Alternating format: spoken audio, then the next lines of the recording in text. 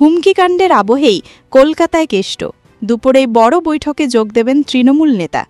২৬-এর ভোটের আগে সম্ভবত শেষ ২১শে জুলাই। ইতিমধ্যেই তোড়জোড় শুরু করে দিয়েছে তৃণমূল। শনিবার দুপুরে দলের রাজ্য সভাপতি সুব্রত বক্সির কার্যালয়ে একটি বৈঠক রয়েছে। সেখানে যোগ দেবেন বলে ইতিমধ্যে কলকাতায় এসেছেন বীরভূমের দাপুটে নেতা অনুব্রত মণ্ডল। শুক্রবার রাতেই শহরে এসেছেন তিনি। গতকাল নৈহাটির বড়মান মন্দিরে পুজো দেন। আজ দুপুরে সুব্রতর ভবানীপুরের কার্যালয়ে যাবেন। অনুব্রত ছাড়া আর কে থাকবেন এই বৈঠকে? প্রত্যেক বছর ২১শে জুলাই ধর্মতলায় তৃণমূলের সমাবেশ আয়োজিত হয়। রাজ্যের নানান প্রান্ত থেকে সেখানে হাজির হন দলের কর্মী সমর্থকরা। তাদের সভাস্থলে নিয়ে আসার দায়িত্ব থাকে জেলা নেতৃত্বের ওপর। এবার সেই কর্মসূচির প্রস্তুতি বৈঠকে যোগ দিতেই কলকাতায় এসেছেন কেষ্ট।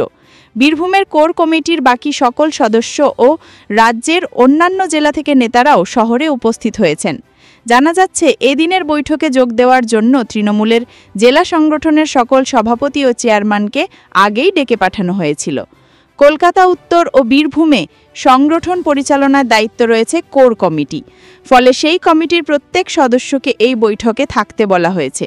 রামপুরহাটের বিধায়ক তথা বীরভূমের কোর কমিটির অন্যতম সদস্য আশিস বন্দ্যোপাধ্যায় এই প্রসঙ্গে বলেন, আমরা সবাই এসেছি। আমি, অনুব্রত ও কোর কমিটির বাকি সদস্যরা রাজ্য সভাপতির ডাকা বৈঠকে উপস্থিত হব। উল্লেখ্য, সম্প্রতি তৃণমূলের সাংগঠনিক স্তরে বেশ কিছু রদবদল হয়েছে। বীরভূম ও কলকাতা উত্তরে জেলা সভাপতির পদ তুলে দিয়েছে রাজ্যের শাসক দল। সংগঠন পরিচালনার দায়িত্ব দেওয়া হয়েছে কোর কমিটিকে।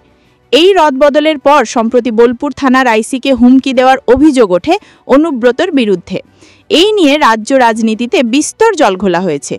এই আবহে ২১শে জুলাই সভা নিয়ে প্রস্তুতি বৈঠকে যোগ দিতে কলকাতায় চলে এলেন কেষ্ট। এদিন জেলা নেতৃত্বের সঙ্গে এই বিষয়ে বিশদে আলোচনা করবেন সুব্রত।